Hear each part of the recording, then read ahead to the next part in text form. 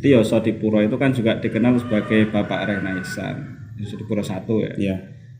Nah, kira-kira apa saja sih karya-karya Yosodipuro I itu sehingga dia juga kemudian disebut sebagai Bapak Renaissance Jawa? Oh, jadi sebelum Yosodipuro itu memang naskah-naskah itu berserak Mas di para ajar, ada yang di gunung-gunung kan gitu. Sebenarnya kan Jawa itu mengalami masa kegelapan di abad akhir Majapahit sampai dengan awal Mataram Islam itu kan tidak ditemukan naskah bertahun di tahun itu. Nah, itu kan baru muncul setelah Sultan Agung. Di Sultan Agung itu sebenarnya banyak naskah, sudah mulai penyusunan naskah, terus ada penanggalan itu ya Hijriyah, terus Pawukon dan lain sebagainya. Itu kan tim riset sebenarnya, ya itu di zamannya ilmiah, itu dimulai di situ. Cuman setelah itu juga budaya itu di keraton kita ora tidak diopeni lah baru setelah di Kartosuro itu di era Pakubuwono III, IV itu baru mulai lagi menggandeng yang disebut dengan pujangga itu. Jadi para ajar yang kebetulan memang terletak di Pengging itu ada Raden Ngabei Yosodipuro. Di usia 14 tahun itu sudah mulai jadi juru tulis lah begitu ya. Kalau karyanya Serat Cebolek itu sepertinya juga Yosodipuro I. Kemudian salah satu yang saya pelajari, jadi gini, Dewa Ruci misalnya, Dewa Ruci itu ditulis anonim sebenarnya. Itu mulai muncul kapan, siapa penulis aslinya itu nggak jelas. Nah, di era Yosodipuro ini seperti digubah ulang dan nafasnya juga jadi tasawuf dan lain sebagainya. Nah, di situ muncul karya-karya yang akhirnya memang diakomodir keraton dan ditinggo bacaan resmi semacam itu. Ya itulah Renaissance. Jadi muncul lagi era kepenulisan yang memang untuk diakses banyak kalangan. Sebelumnya kan tidak diakses untuk umum, nggak bisa. Misalnya aku jadi ajar di suatu tempat, ya hanya murid-muridku yang bisa mengakses ilmu itu. Gitu. Nah ini kan karena ini dari keraton, nah itu semacam pengembangan.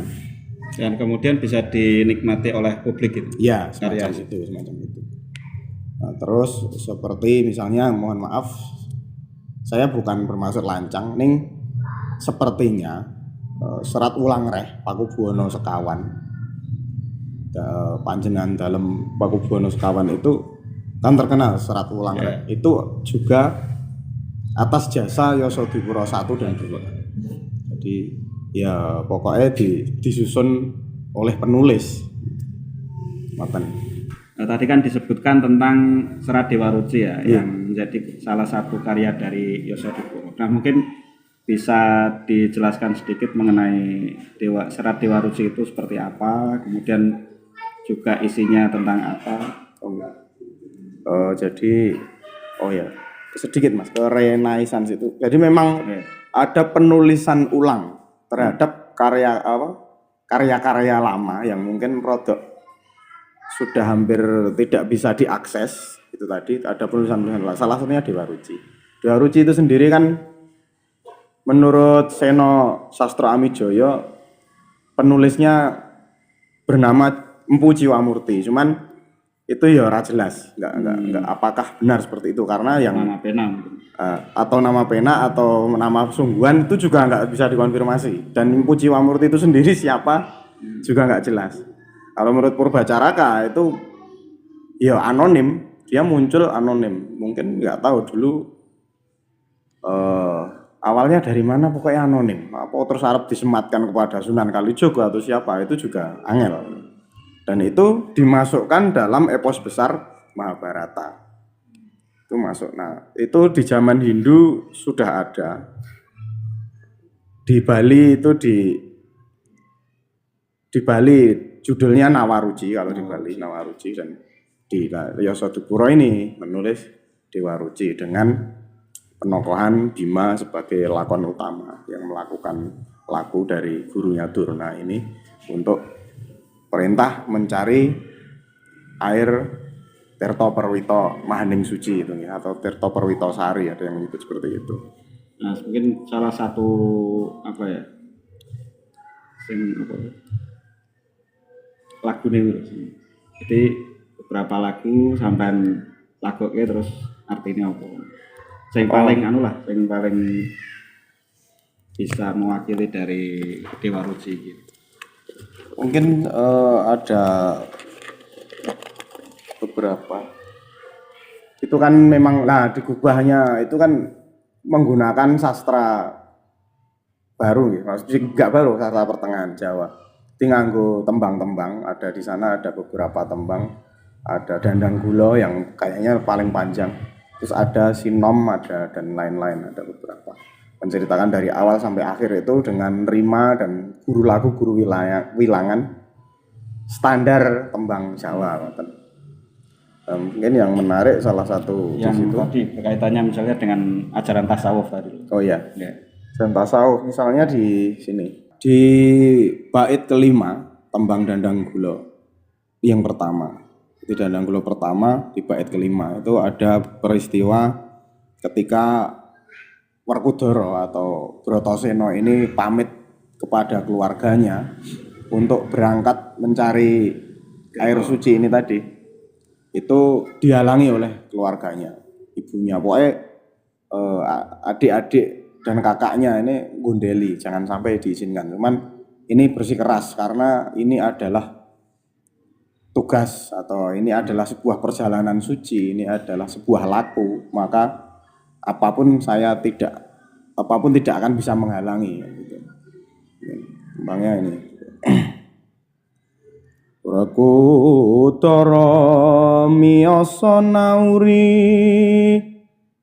ingsun mesa kena den ampah matya umurku dhewe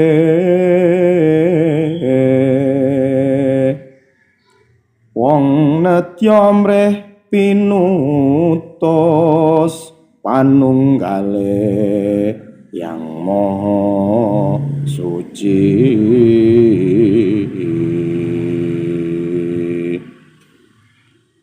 Arya Sena Saksana kalepat sumemprong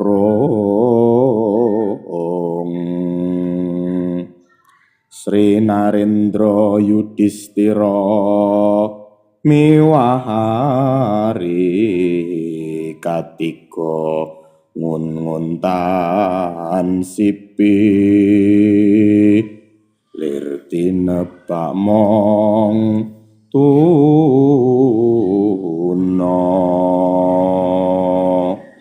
Di Werkudara mendengar dihalang-halangi tadi menjawab, aku tak mungkin dapat dicegah. Ingsun meso kena den ampah.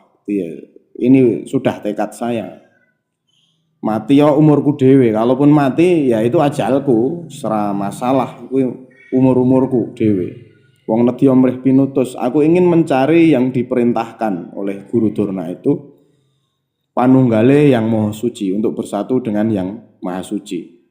Kemudian pergi begitu saja. Arya Sena Saksana kalepat sumemprung, diam dan sangat sedih si keluarganya itu Sri Narendra Yudhistira dan ketiga adiknya termangu-mangu bagaikan kehilangan suatu. Jadi kehilangan. Jadi disitulah nilai tasawuf, salah satu nilai tasawuf yang saya sampaikan tadi, perjalanan untuk mencari jati diri atau mencari ma'rifat atau mencari pengetahuan tentang Tuhan itu memang bakal bertemu dengan penghalang apapun bentuknya, apapun jenisnya. Nah, itu harus memang dengan tekad. Nek orang tekad ya tidak akan sampai. Masuk dari keluarga sendiri.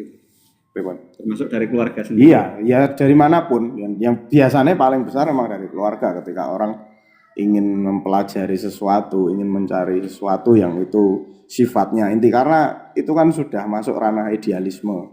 Sementara hari ini atau sebenarnya bukan hanya hari ini, dari kapanpun namanya idealisme itu kadang-kadang kan ya mengorbankan banyak hal karena untuk membiayai sebuah idealisme itu sendiri, termasuk untuk pengetahuan Tuhan. Tapi itu yang ingin dicapai oleh seorang salik untuk menemukan sebuah ketenangan batin untuk mandito begitu. Dalam kisahnya itu kan sebetulnya Guru Durna itu pengen tanda kutip mencelakakan Werkudara. Oh ya. Tapi karena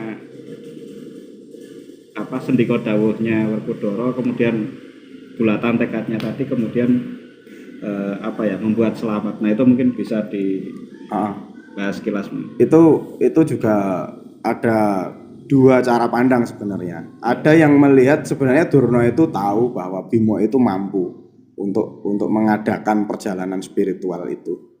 Tapi ada di sisi lain memang Durna ini membuat sebuah siasat karena request dari Sengkuni ini untuk mencelakai Werkudara yang di situ memang satria paling kuat, meskipun bukan paling sakti ya, paling kuat karena dia sendiri yang punya sumpah untuk menghabisi seluruh Kurawa. Ketika Werkudara ini sampai bisa dipatahkan sebelum Baratayuda, artinya tidak ada yang berambisi untuk membunuh Kurawa, kan begitu. Maka dibikinlah siasat itu tadi untuk menyingkirkan Werkudara. Nah, tapi benar tadi ketika namanya berguru itu kadang-kadang guru itu adalah keberkahan yang dicari sebenarnya. Berguru itu bukan copy paste ilmu, tapi adalah keberkahan. Seperti kisahnya si Bambang Ekaolaya itu Ekoloyo, Palgunadi itu juga itu kan ada cerita berguru pada Durna tidak diterima. Diterima tapi dengan syarat mempersembahkan jempolnya. Awalnya tidak diterima, kemudian dia minggir terus membuat patung Durna, dia pelatihan di depan patung itu. Dan dia melakukan pokoknya melakukan sembah bakti pada Durna. Padahal tidak, itu hanya patung gitu. Tapi ternyata ada berkahnya gitu. Dalam cerita ini ya, dalam cerita yang lain. Ternyata memang berguru itu urusan berkah, bukan urusan copy paste. Nah, akhirnya kan si Kalaya bisa memanah handal terus mengajukan diri jadi aku wis iso lho kan gitu. Dia terus dimintai persembahan jempol karena memang bukan dari golongan darah biru, karena memang Durna juga punya niat bahwa nanti muridnya yang akan mengalahkan siapa namanya? Prabu itu yang temannya Drupada, punya dendam itu. Jadi nanti ya Drupada itu kekuasaannya akan saya ambil, tapi bukan aku yang maju, murid-muridku kan gitu. Nah, muridnya harus dari bangsawan, nggak mungkin dari orang biasa. Nah, Werkudara juga begitu, ketika itu memang niatnya sebenarnya mencelakai, ini karena punya niat yang gigih untuk ini adalah kebenaran, ternyata Tuhan membukakan jalan. Sebagaimana ketika kita berguru pada seseorang, apakah guru itu pasti orang yang benar-benar suci, apalagi zaman sekarang, belum tentu. Ketika kita berguru pada seseorang, ada orang lain melihat guru kita, bisa jadi yang dilihat buruknya. Karena setiap orang hari ini itu kita sangat susah mencari pendeta sing tenanan, ulama sing bersih tenan, nggak bisa.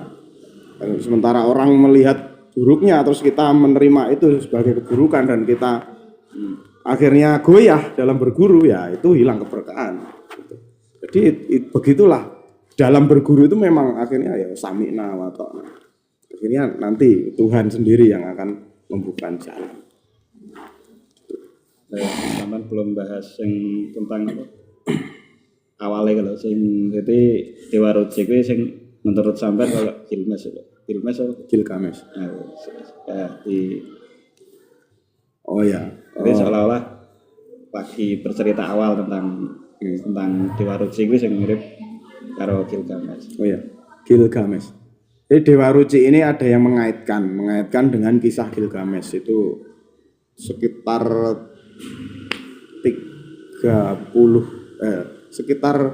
30-an abad sebelum Masehi. Kisah Gilgamesh itu kayaknya di tanah Mesopotamia kalau tidak salah, atau daerah-daerah sana lah.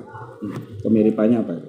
Nah, kemiripannya air suci, air kehidupan sebenarnya. Jadi sebenarnya mirip juga nanti ke kisah Nabi Khidir sebenarnya itu. Oh iya. Kan mirip juga. Nabi Khidir itu ada yang bilang itu kan Balya bin Malkan itu umatnya Nabi Sulaiman, kalau tidak ada yang bercerita begitu ya. Cuman meskipun ini sangat bisa diperdebatkan apakah benar seperti itu. Cuman kan ada yang bercerita begitu.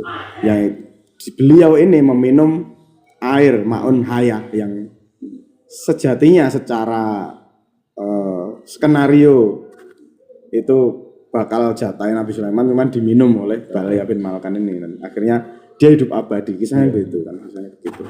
Gilgamesh itu juga soal air suci kehidupan itu juga. Sebenarnya keterkaitannya di situ, di wilayah mencari air suci kehidupan itu kan air yang bisa menyucikan jiwa dan raga, intinya itu. Apakah itu ya itu bisa diartikan apapun. Sehingga intinya itu adalah kalau kalau pandangan saya tentang air suci itu ya sebenarnya kita sedang mencari jati diri. Jadi kita masuk dalam pengetahuan siapa kita, dan itulah man arafa nafsahu arafa rabbahu, maksudnya itu. Nek sing kaitane apa? Berarti pengaruh Yasodipuro 1 ke periode berikutnya sampai ngerti ora? Ya mulai dari Yasodipuro 1 itu akhirnya bersambung ke puja-puja berikut yang itu juga keturunan beliau sendiri.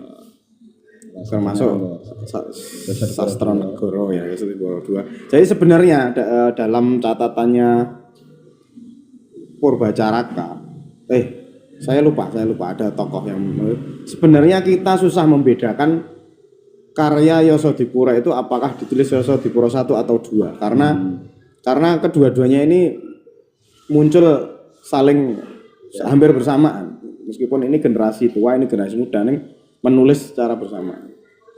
Ada karya yang cukup fenomenal, saya yakin itu Yasodipuro 2 itu karya baru dengan basa Jawa ngoko. Jadi prosa itu pakai bahasa Jawa ngoko, bukan basa halus nek ngoko, itu ngoko. Itu Yasodipuro 2 kalau tidak salah. Judulnya saya lupa. Wah, menarik. Sama pembahasan berikutnya. Ya, akhirnya tekan Ronggo Warsito itu pun juga masih buyutnya gitu ya. Warsito itu masih buyutnya yang Yasodipuro.